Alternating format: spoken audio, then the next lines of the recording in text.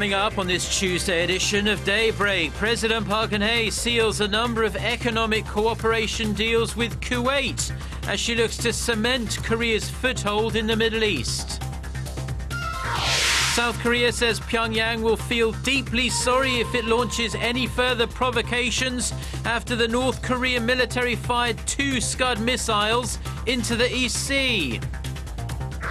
Plus, a large-scale military operation has been launched in a bid to recapture Saddam Hussein's hometown in Iraq.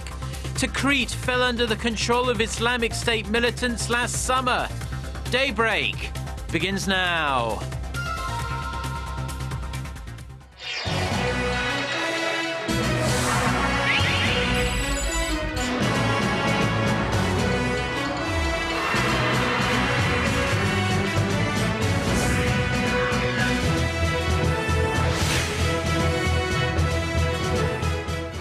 Hello and thanks for joining us. To our viewers around the world, it's 6 a.m. on Tuesday, March 3rd. Here in Seoul, I'm Mark Broome and you're tuned in to Daybreak. We start with the latest on President Park's tour to the Middle East. On the first stop of her 4-nation trip, the Korean leader secured a number of deals that will boost Seoul's economic cooperation with Kuwait. Our Chae-sun, who is travelling with the president, filed this report from Kuwait City. Kuwait, sitting on the northern edge of the Arabian Peninsula, is Korea's #2 supplier of both crude oil and liquefied petroleum gas. But like other Middle Eastern countries, Kuwait is seeking ways to reduce its dependence on petroleum by diversifying its industries. Meeting the Kuwaiti Emir for the first time, President Park Geun-hye said Kuwait's diversification initiative is very similar to her economic plan in that they both aim to build new growth engines through creativity and innovation. The two sides signed a deal in which the state-run Korea Electric Power Corporation will supply power-deficient Kuwait with its smart grid technology system that can store renewable energy to meet the rising demand. This latest initiative will help Korea export energy to the region for a change. With the signing of other deals to send experts and share know-how, Seoul has opened the door for Korean companies to partake in Kuwait's national infrastructure projects. One Korean consortium anticipates winning more than half of Kuwait's $14 billion refinery project in the first half of this year, while other Korean firms are looking to win bids in a $22 billion subway construction venture. Responding to President Park's request to support Korean firms in that respect, the Kuwaiti Emir said he looks forward to their active participation in Kuwaiti projects. Kuwait is the only Gulf nation that has a North Korean embassy, and there are some 4,000 North Korean workers residing here. So it was important that President Park secured greater cooperation with Kuwait on resolving the North Korean nuclear issue and bringing stability to the Korean peninsula. Chae-sun, Arirang News, Kuwait City. A Korean-Canadian pastor who has failed to return from a humanitarian mission to North Korea, raising fears he may have been detained in the country. The Toronto-based Light Korean Presbyterian Church said Monday that it has not heard from Reverend Im Hyun-soo since January 31st. A spokesperson at the church said Im has made numerous trips to North Korea to oversee the building of a nursing home, a nursery and an orphanage in Najin, which is an area in the country's northeast. The Canadian government said consular officials are in contact with Im's family, but declined to comment on Im's situation right now. North Korea has been clamping down on Christian groups since last year and has detained several American Christians. US Secretary of State John Kerry has slammed North Korea for its human rights abuses, saying tens of thousands of people are living as virtual slaves. In his keynote speech at the 28th UN Human Rights Council in Geneva on Monday local time, Kerry said there is no freedom of expression in the North since Kim Jong-un executes anyone who disagrees with him. He added that for decades the North Korean government has subjugated its citizens by starving them and torturing them, during which hundreds of thousands of people lost their lives. Kerry said the report published by the Commission of Inquiry on North Korea's human rights record last year led to a clear condemnation of what is happening inside that country. And South Korea has warned North Korea that it will regret launching any more provocations after the regime fired 2 short-range missiles into the East Sea on Monday. The launch was timed to coincide with the start of Seoul and Washington's annual joint military drills. Kim Hyun-bin reports. South Korea's defense ministry condemned North Korea on Monday for firing 2 short-range missiles into the East Sea earlier in the day, calling it a violation of UN resolutions, and warned Pyongyang that it will move swiftly to counter any future provocations. The 2 missiles are presumed to have been short-range Scud missiles, with an approximate range of 500 kilometers. They were fired into the East Sea from the western port city of Nampo. The ministry says the missile firing is probably the North's way of expressing its opposition to the South Korea-U.S. joint military exercises, which kicked off on the same day. Over 10,000 South Korean troops and around 12,000 American troops are taking part in the annual exercise, which consists of 2 parts. Part 1 is the 2-week-long Key Resolve exercise, a computerized command post exercise aimed at enhancing the combined forces' operations and strategy. Part 2 is the 8-week-long Full Eagle field training exercise that aims to enhance interoperability between Korea and the U.S. across all branches of the military during wartime. The annual exercises, which date back to the early 1970s, have long been a source of aggravation for the North, with Pyongyang calling the drills a rehearsal for a northward invasion. Seoul and Washington say the exercises are defensive in nature. Last year, North Korea protested the drills by launching a series of roughly 90 Scud missiles and long-range rockets. Kim Hyun-bin, Arirang News. The US government has stressed that its stance on the historical tensions in Northeast Asia remains the same. This after US Undersecretary of State Wendy Sherman last week said political leaders should not exploit nationalist feelings and, quote, earn cheap applause by vilifying a former enemy. The remarks were seen as being directed at South Korea and China, who criticized Japan for denying its wartime atrocities.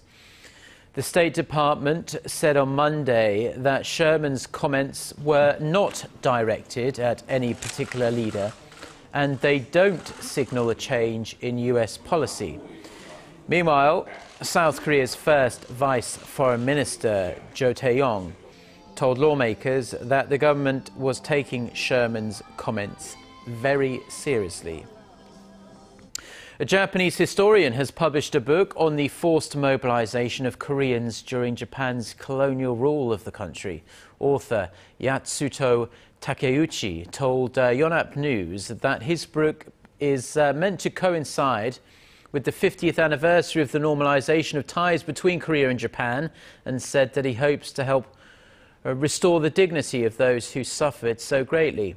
His book contains the personal information of more than 10,000 Koreans who were subject to forced mobilization from 1939 to 1945. The author estimates that up to 1/3 of the Koreans that were mobilized died because of hard labor or military service. Korea's ruling and main opposition party have finally agreed to pass a comprehensive and rather controversial anti-corruption bill.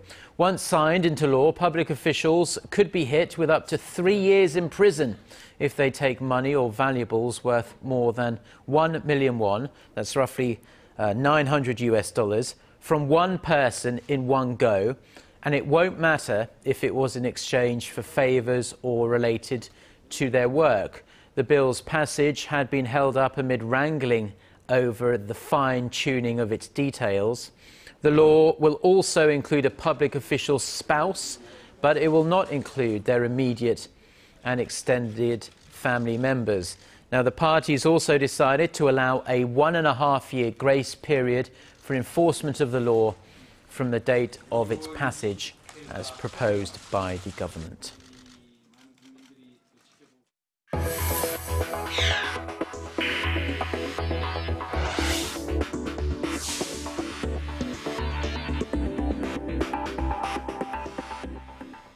Samsung has unveiled its latest Galaxy smartphones, the S6 and S6 Edge. They are thinner, They're made of glass and metal, and they can be charged wirelessly. Our Shin Se-min reports. Could this be a game changer for Samsung Electronics? The specifications certainly do seem to make a strong case for that. Introduced Sunday at the Samsung Unpacked event ahead of the Mobile World Congress in Barcelona, the brand new Samsung Galaxy handsets have a better grip on both design and composition. These are the most advanced pop smartphones in the world, with the capabilities no other phone can match. No other phone can match. But that's not all. To use a technical engineering term, they also look really cool. The Galaxy S6 and S6 Edge, which comes with the curved display, sport a dazzling glass and lightweight metal architecture. Both have a faster processor, a better camera, and most importantly, a fast-charging battery. Samsung ditched a replaceable battery from the S5 and added a wireless feature. We're the first brand ever to introduce wireless charging that's built in. It's also much faster. The new Galaxy phones only need a 10-minute charge to offer 4 hours of battery life. Totaling it up, Samsung says it'll take the S6 roughly half the time to charge as the iPhone 6. The phones are also loaded with a mobile payment system called Samsung Pay. Like its Apple counterpart, Samsung Pay uses NFC technology. But unlike Apple, it also has magnetic secure transmission technology developed by Lupe, which allows users to make mobile payments at most places where plastic cards are already accepted. With the flashy new handset duo, the company is hoping to lift its flagging sales and climb back to the top of the global smartphone market after having lost out to Apple last year. Shin Se-min, Arirang News.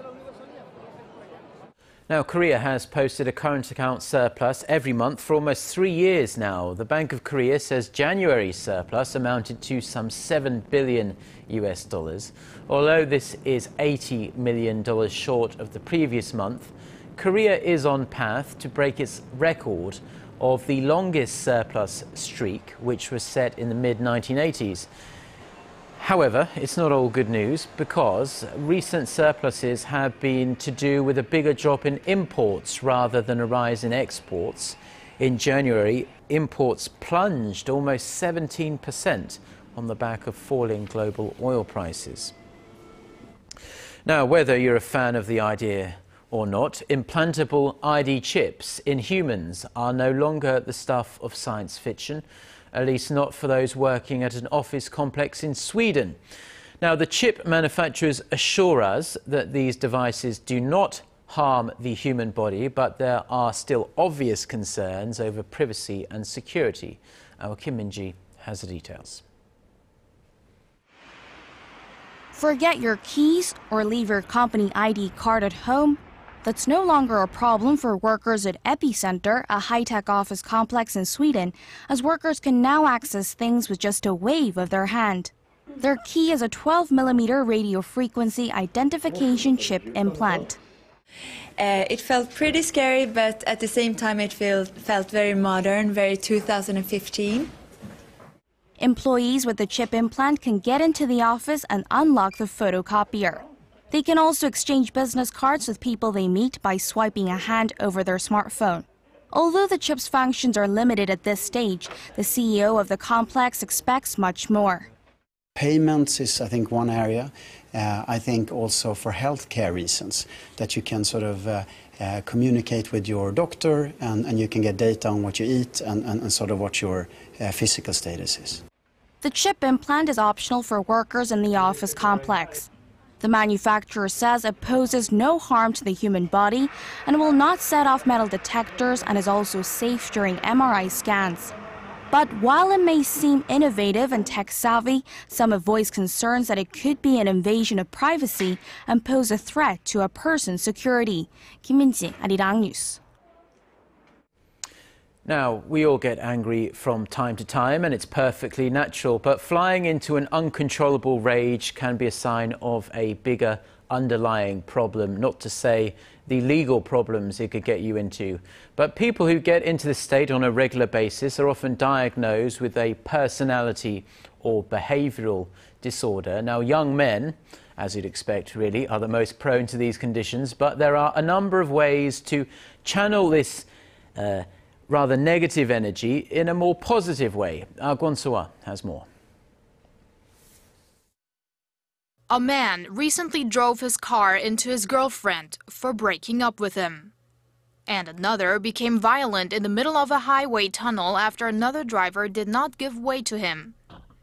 These are just a couple of cases that show individuals failing to control their anger. The intense rush of uncontrollable rage is normally linked to some kind of personality or behavioral disorder. A recent study revealed that out of 13,000 people who were treated for such disorders last year, 2/3 were under 30 years old. What's especially interesting is that although the overall number of patients hasn't changed much in recent years, the proportion of men in their 20s jumped 13% over the past 5 years.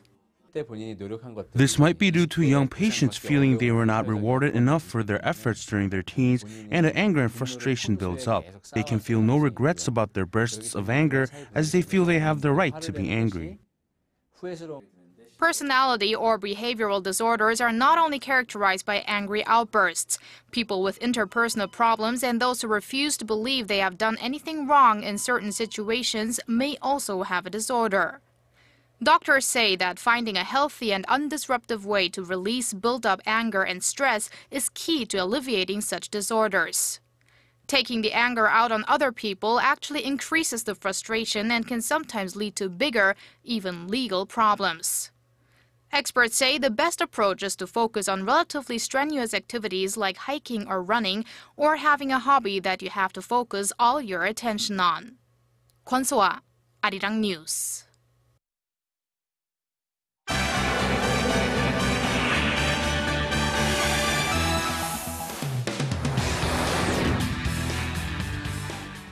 Time now for a look through the global headlines we're following this Tuesday morning from Seoul. For that, we turn to Eunice Kim, standing by at the news center.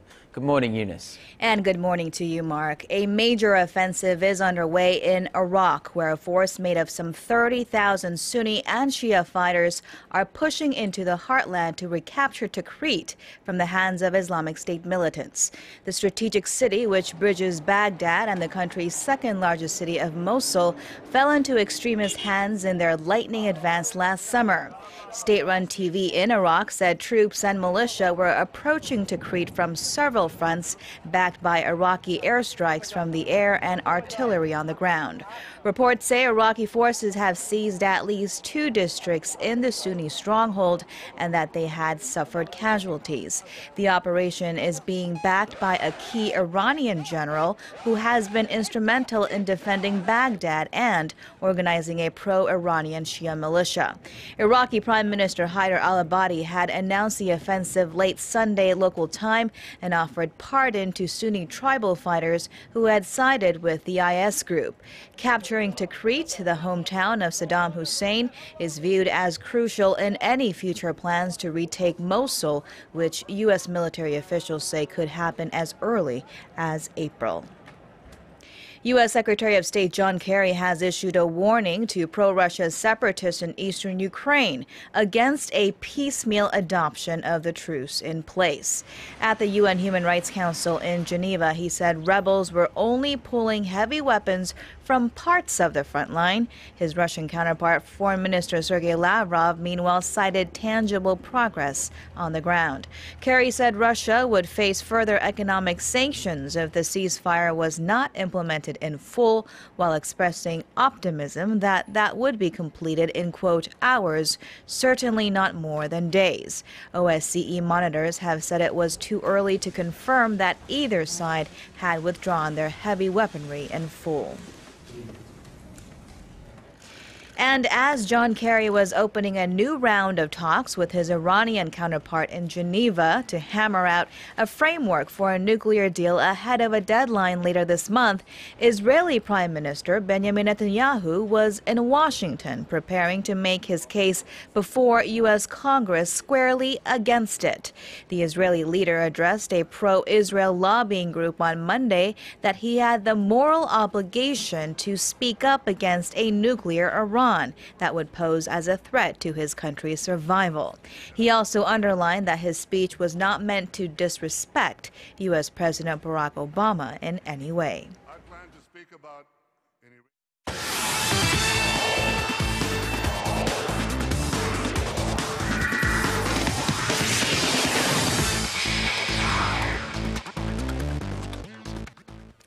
And a good Tuesday morning to you all as we kick things off with the Korean national football team, as manager Uli Stilicke is set to return to Korea after his well-deserved vacation. And once he returns, it's busy for the head coach. Now, with the 61-year-old vacationing in his home in Spain, he's set to return on Wednesday in time for the 2015 K-League Classic season, which will kick off on Saturday. And with his return, he'll be attending the opening match between the Jeonbuk Hyundai Motors and Seongnam FC, where he's expected to find more hidden talents in the domestic league. Meanwhile, the national team is set to gather on the 23rd and play Uzbekistan on the 27th, followed by New Zealand on the 31st. Now, speaking of which, with the 2015 K-League Classic season kicking off on Saturday, just like I mentioned, the focus is on which teams are the favorites going into the new season. But according to experts, it's a new season, but the same teams expected to win it all. Now, with the domestic football experts choosing their picks for the early season favorites for the 2015 K-League Classic season, the consensus are the Jeonbuk Hyundai Motors, who claimed the league title last season, and the Pohang Steelers. Now, despite losing some key players, Jeonbuk still boasts a deep squad, while Pohang strengthened their team by signing a foreign player, something they haven't done in the past few seasons. Meanwhile, Seongnam, Incheon, Daejeon, and Gwangju are expected to be the bottom four teams this season.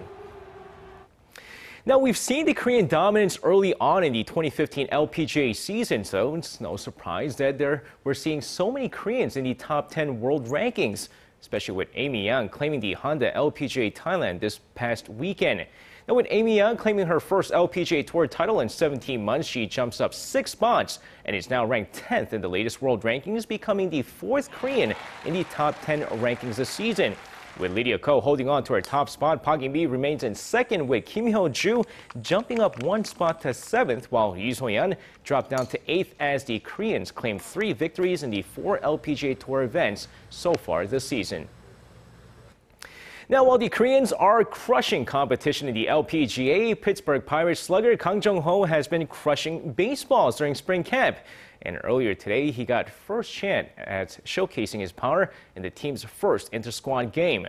Now, with Kang Jungho hitting third and playing shortstop in this game, he gets 1 at-bat and goes hitless before being pulled out of the game in the 4th inning.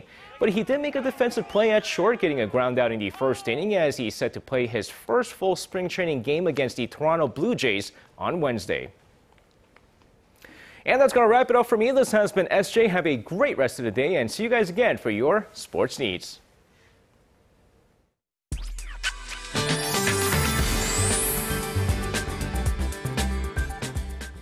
Good morning. It's going to be a rainy day today. We can see rain clouds coming closer to the peninsula, and soon the rain will start from the western parts of the peninsula before gradually spreading to other parts. But the precipitation will be less than 5 millimeters for most regions, including here in Seoul, but northern Gyeonggi-do province like Ujeongbu and Dongducheon City could see up to 20 millimeters, and it could be a snowy day for Gangwon-do province.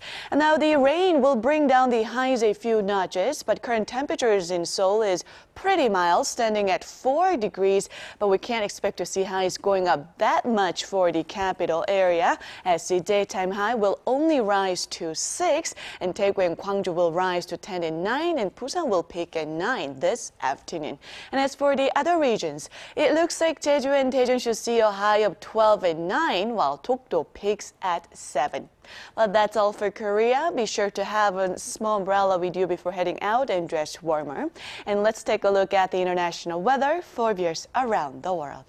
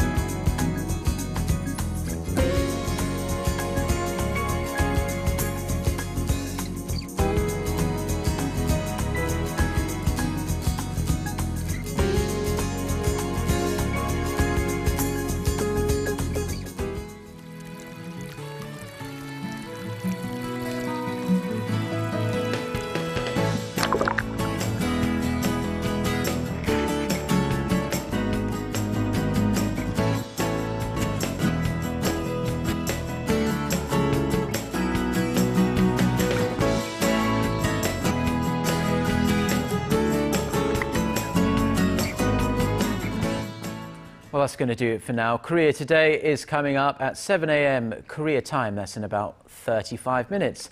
Have a wonderful Tuesday. Goodbye.